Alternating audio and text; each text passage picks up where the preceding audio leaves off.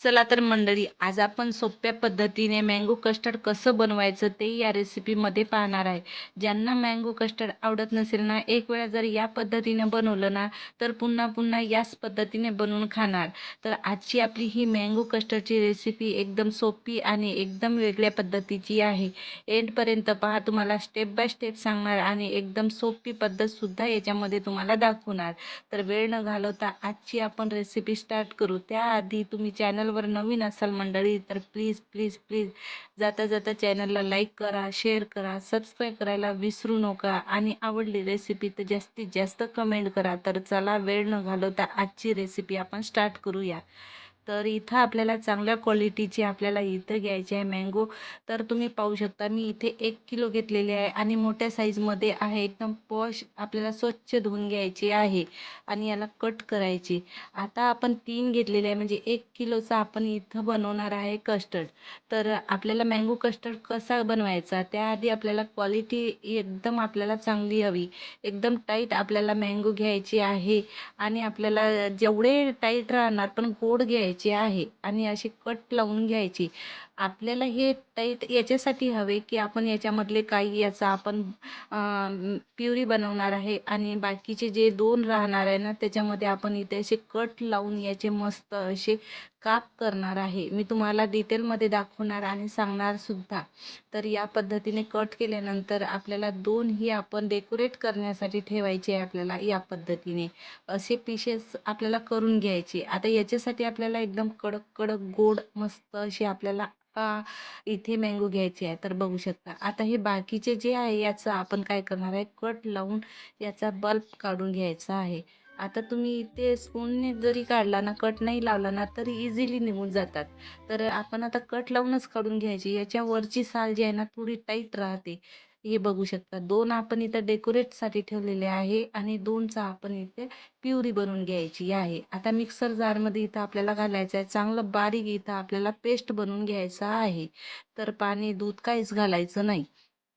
तर बघू शकता तुम्ही, मस्त आता इथे आपलं तयार झालेलं आहे. इथे लिक्विड फॉर्ममध्ये ही आपल्या मँगोचा बल्ब.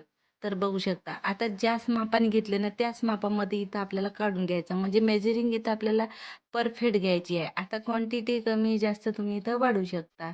तर आता एका वाटीमध्ये काय करायचं आहे, आपल्याला इथे कस्टर्ड घ्यायचं आहे. आता इथे 2 भरून मी इथं टीस्पून कस्टर्ड पावडर घेणार. आता हे फ्लेवर कस्टर्डचाच राहते, याच्यामध्ये तुम्हाला वेगळं काही एसेन्स वगैरे टाकण्याची गरज नाही. पण मी इलायची पावडर घालणार आहे. तर आता इथे मी छोटावाला जो टीस्पून राहते त्याने 4 टीस्पून दूध घातलेलं आहे. चांगलं आता इथं लिक्विड फॉर्ममध्ये आपल्याला बनवून घ्यायचं या पद्धतीने. तर आता ही आपलं तयार झालेलं आहे. सगळी तयारी तुम्ही पहिल्यांदा करून घ्यायची. आता एका साईडला इथे 2 टीस्पून मी इथं तूप घालणार आहे. आता तूप इथं आपल्याला घालायचं आहे, म्हणजे आपण इथं कस्टर्ड बनवणार आहे, त्याच्यामुळं इथं एकदम स्वादिष्ट बनवायचं. काही इथं ड्रायफ्रूट घालत आहे, काजू, पिस्ता, बदाम, इथे कोकोनट पावडर, सगळे जे असतील तुमच्याजवळ थोडं थोडं घालायचं. जास्त नाही घातलं तरी चालेल, असेल तर घाला, नसेल तर स्किप केलं तरी चालेल. इलायची पावडर घालू शकता तुम्ही. हे चांगलं गोल्डन ब्राऊन कलर होईपर्यंत आता आपण इथं फ्राय करून घेतलेलं आहे. आता आपण काय करणार आहे, याच्यामध्ये दूध घालायचं आहे. 1 लिटर मी इथं दुधाची बनवत आहे हे मँगो कस्टर्ड. तुम्ही तुमच्या आवडीनुसार कमी जास्त करू शकता. तर आता आपल्याला इथं मिक्स करून घ्यायचं आहे फक्त 1 मिनिट. आता मिडियम गॅसवरच आपल्याला हे सगळी प्रोसिजर करून घ्यायची आहे. सुरूपासून ते एंडपर्यंत आता एकदम लो गॅसवर चालू दे. तर आता मी इथे 1 कप याच्यामध्ये साखर घातलेली आहे.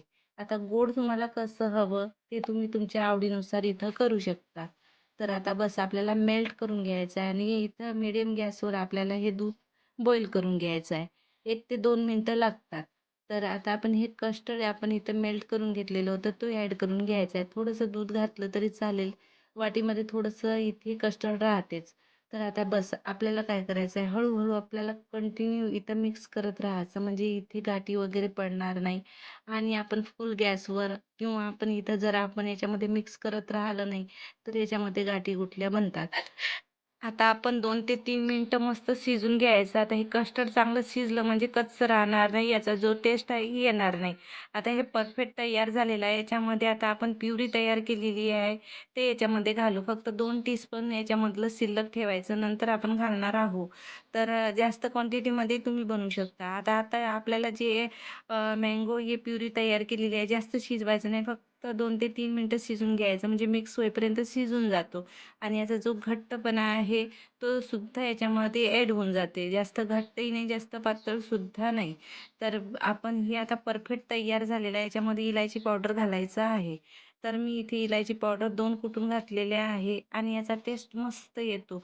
आता इथे एसेन्स वगैरे घालायची गरज नाही, कारण की जो कस्टर्ड आहे याच्यामध्ये कस्टर्डचा फ्लेवर असतोच. तर बस आता हे 2 ते 3 मिनिटं आपण असंच फिरून घ्यायचं आणि गॅस बंद करायचं. मी एका बाउलमध्ये काढून घेणार आहे फटाफट, म्हणजे अर्धं कढईमध्येच ठेवणार आहे आणि अर्धं बाउलमध्ये काढणार आहे. आता हे 2 ते 3 उकळी आलेली आहे. बस आता गॅस बंद करून घ्यायचा आहे आपल्याला फटाफट. जास्त घट केलं की थंड झाल्यानंतर पुन्हा ठीक होतो. तर आता एका मी बाउलमध्ये काढणार, बाकीचे याच्यामध्येच ठेवणार. तर अर्धं मी बाउलमध्ये काढून घेतलेलं आहे, बघू शकता तुम्ही. आता याच्यामध्ये मी काय करणार आहे, हे जो आपला मँगो बल्प आहे हे याच्यामध्ये ॲड करून घ्यायचा. आता पूर्ण ॲड केला तरी चालेल, बाकीचा मी नंतरही ॲड करणार आहे. आणि हे आता मिक्स करून घ्यायचं, म्हणजे हे जेव्हा आपण खाणार ना, मस्त लागतो खायला. एक वेळा या पद्धतीने बनवून बघा मस्त. या पद्धतीचा जो मँगो आपला कस्टर्ड आहे ना, एकदम जबरदस्त बनतो. आता हे मस्त फ्रीजमध्ये ठेवायचं, थंडगार करून घ्यायचं. जेवढं चिल्ड होणार ना, तेवढं खायला टेस्टी लागतो. तर चला आता एका बाउलमध्ये सुद्धा आपण ट्रान्सफर करून घेऊ.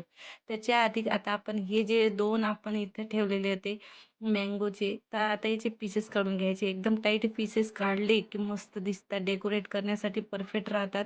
तर तुम्ही आईस्क्रीम असो किंवा असा कस्टर्ड असो, की तुम्हाला बर्फी वगैरे बनवायची असेल ना, तर या पद्धतीचेच मँगो आणा, म्हणजे याचा जबरदस्त बनतो. कोणतीही रेसिपी जर लूज आणले ना, तर काय होणार नाही, एकदम खचखच लागतात आणि परफेक्ट रेसिपी बनत नाही.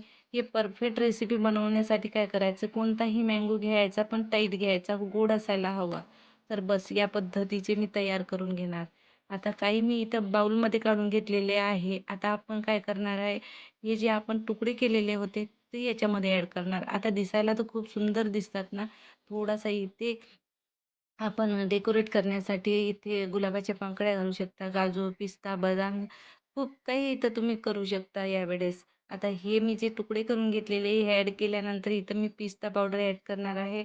आता ऑलरेडी आपण कस्टर्डमध्ये ड्रायफ्रूट घातलेलेच होते, तर इथे सुद्धा घालू शकता जर घालायची इच्छा नसेल तर. बस तुम्हाला असेही खाऊ शकता, मस्त थंड झाल्यानंतर ना एकदम जबरदस्त लागतात.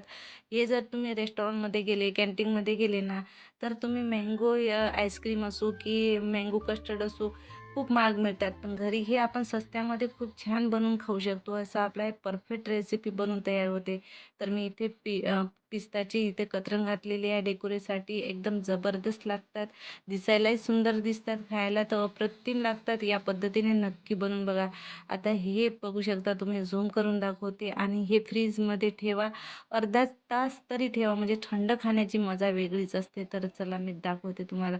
हे मस्त एका बाउलमध्ये मी काढून घेतले. याच्यावर सुद्धा डेकोरेट केलेलं आहे आणि फ्रीजमध्ये ठेवल्यानंतर एकदम मस्त दिसतंय आणि खायला तर अप्रतिम. एक वेळा नक्की या पद्धतीने बनवून बघा, खाऊन बघा.